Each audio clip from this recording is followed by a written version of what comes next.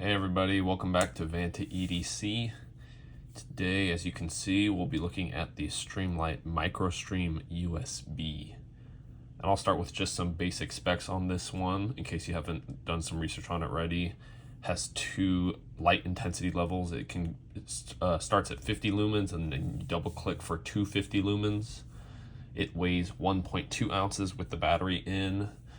And the minimum length, as you see it right here, is 3.87 inches to 4.375 inches when you extend the bezel like that. So, yeah, it is made out of aluminum that is anodized, and it is rechargeable as denoted by that USB. So this is a micro USB port right there. And when you buy it, it will come with a lanyard. And it comes also with a very, very stubby micro USB cable. So yeah, with all that basic stuff out of the way, I'm just gonna basically go over the things that I like and the things that I don't like. And the long story short is that I really like this light. I've been carrying it basically every day for, I think I've had it for about a year. I honestly can't remember when I got it, but it's been a while, enough time for me to appreciate it for what it can do and the way it's been designed. And so yeah, if you're on the fence about it, this is definitely a great light to have. I don't personally have much experience with EDC flashlights. This is actually my first EDC flashlight. So yeah, I come in with very little experience on what's out there personally, but I can just speak to my experience as someone who's never used one before and how useful this is to me. So all that said, first thing I like about it is the overall size. I mentioned that it is at minimum 3.87 inches, and I realize that might be a little not helpful, but to just give you some scale, here's a Bic lighter, a very standard Bic lighter. It's just, what is that? Maybe like an inch, 3/4 of an inch, 2/3 of an inch longer than a standard Bic lighter, for those who are familiar with that. And for me, again, I wear like medium-sized gloves. I can grip it with my forefingers, and it still sticks out a little bit on either end, so it's very easy to actuate, hold like this, to do this business, to do this business. I can get pretty comfortable grips with all of that. So yeah, and then you can extend it like this, and it's even longer, of course, which, if you have bigger hands, I guess you can default to that if that's more comfortable for you. So yeah, that's regarding the size, and just beyond that, this is a really pocketable light. It's very skinny, relatively speaking, and so for me, it's almost not noticeable when it's in my pocket, especially when I'm wearing like pants of any kind. When I'm wearing shorts, it's a little more noticeable, but even still, also because it's only 1.2 ounces, it's significantly lighter than any pocket knife I carry. So it's very light, very pocketable. And whenever I'm working in tight spaces and using my hands, it's easy to throw, in my mouth, and so that I can use my hands with whatever tools or things I'm manipulating. So overall, great size truly for EDC. Yeah. So then I mentioned the weight. It is very lightweight, hard to notice it, especially when you're wearing pants of any kind. And now the output, of course, that's a really important aspect of a flashlight. The output, I mentioned, with the first click, it's 50 lumens right there. Obviously the camera's going to adjust to the light, so this is not going to be that helpful. But if you do one, either hold or click, that starts at 50 lumens. And then if you do a quick double, then you see how it gets brighter there. That's the 250 lumens. I unfortunately do not know the candela for this light, this emitter, so I can't really give you those numbers. I'm sure that might be on the internet somewhere, so if you're that interested, go ahead and take a look. So overall, I find that the output on this is really useful, especially when you're working in tight spaces. It's not a light that is going to do great when you're out in the forest and trying to take a peek at things that are over 50 yards away. I would say, I think I saw the manufacturer specs say something about it being, with the higher output, being good up to like 68 meters. I mean, I'm sure you can see stuff, but at the same time, it's not going to be the best, brightest thing out there by any means. So it's definitely a more up close and personal light, but given what I use it for, I'm not constantly outdoors at night trying to see things from far away. So this is great for me just trying to look under sofas or look inside a cabinet, or trying to spot something on the ground when it's dark, or looking down, you know, the dark stairs or something like that. This is a great light for that. Now, the next thing I like about this is the battery life. I very seldomly have to recharge this, partially because I personally am not using it on a daily basis in terms of actually using the light. You know, I might use it once every 3 to 4 days, maybe once every 2-3 days, and never for super long periods of time. So for me, it's nice because I don't have to constantly recharge it. I think I saw something about if you only run it on low power, it's like 3.5 hours of runtime maybe, and on high power, well, I don't want to I didn't write it down, so I don't want to misquote what the manufacturer says, but like I think it might be an hour and a half maybe on high runtime. So that's pretty good given, again, the size of this. Now, on that note, it does run off a rechargeable battery, so you are able to actually take sorry, I just unscrewed the button there, and what I meant to do was unscrew the battery cap, the tail cap here. So it's some sort of proprietary battery made for Streamlight. Something about, I guess there's a bug over here. Why don't you leave me alone, please? There is, it's, I guess, 3.7 volts, 350 milliamps hours, and 1.3 watt hours, I think is what that means.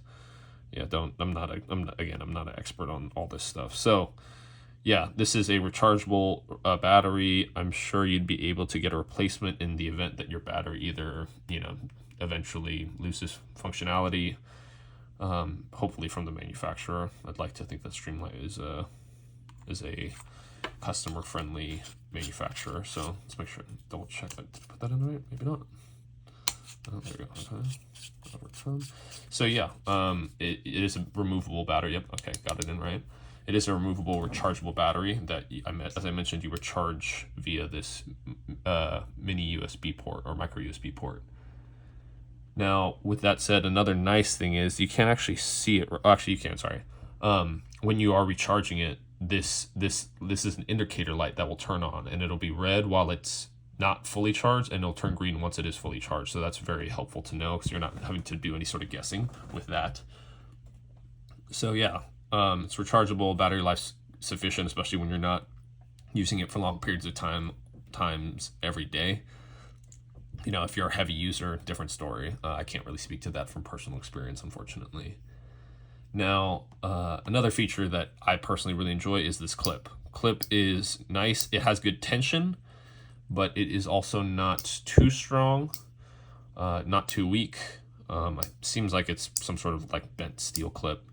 And on top of that, you'll notice that it does this sort of like, I don't know if S pattern is the right way of describing it, but basically this is designed to where if you have a hat or something similar, you can clip this so that it's forward facing when you clip it to your hat, or maybe like glasses frames. I guess that'd be a little difficult to do with glasses, but you know, some sort of like, you know, apparel on your person to make it hands-free. Yeah, it's nice. That part is a little actually harder, but you can do it by hand there to just to open it up a little bit, because this bill is not very tall to easily slip a hat bill through. And so yeah, the clip, it's overall good design, can't complain too much about it. You notice some dings, but that's just from everyday wear. And so the next thing is, I like that you can choose between having a momentary on just by holding. See, notice you're not hearing a click sound, and I can just hold it and let it go. It doesn't take much pressure at all. And then if I double, and then I can press it down harder, you hear that click. So that means it's a permanent on. So I like that you can do the soft hold for the momentary, and then the click, the harder click for the permanent. I think I do like that. So I mentioned before that you start with 50 and then you double click for the 250. I think I like that. I think I like that you start lower, especially because when you're in tighter spaces, you don't want to say it's really dark at night, or you know, in a room or wherever you are. You know, you don't want to start on the higher mode in case you blow out your eyeballs a little bit. Just trying to adjust to the light. So yeah, momentary, the button functionality is pretty solid. Another great thing about this light is, I've mentioned it before, is the adjustable aperture here. Because what this does is this will tighten the beam of the light. So let's see if I can show that here. So this is the 50 lumens, and then that's with the adjustable aperture all the way, I guess, contracted, and then extended. You see that, the tightening of the beam there. So I'll bring it closer so you can get it. See, it's a pretty decent difference in aperture. So it does make a difference in terms of focusing the light. Of course, it doesn't increase the brightness or anything like that, but it just focuses the beam for you a little bit. So that's a really nice feature, especially for something that's this cheap and that is limited in its output at the end of the day. So kind of a tandem feature to this that's really that I really appreciate is that they've actually put this silicones type O-ring here, so that when it's sealed, theoretically it's going to be very hard for moisture to get under and then penetrate the charge port and or the indicator light. So I appreciate that they think about things like that. It seems like it's pretty decent fit. So in order for me to separate this, it takes, it's not just like sliding back and forth on its own. Like it definitely takes intentionality there. So yeah, I think it's pretty well designed in that regard. Well manufactured. The tolerances are tight enough to where this is not shaking at all. This is not loose. So that's great. Another thing that I was realizing as I was preparing to record this video was that even the texturing here, you'll notice these ridges right here, and then here along where the clip attaches to the tail cap, or I guess that's the tail cap.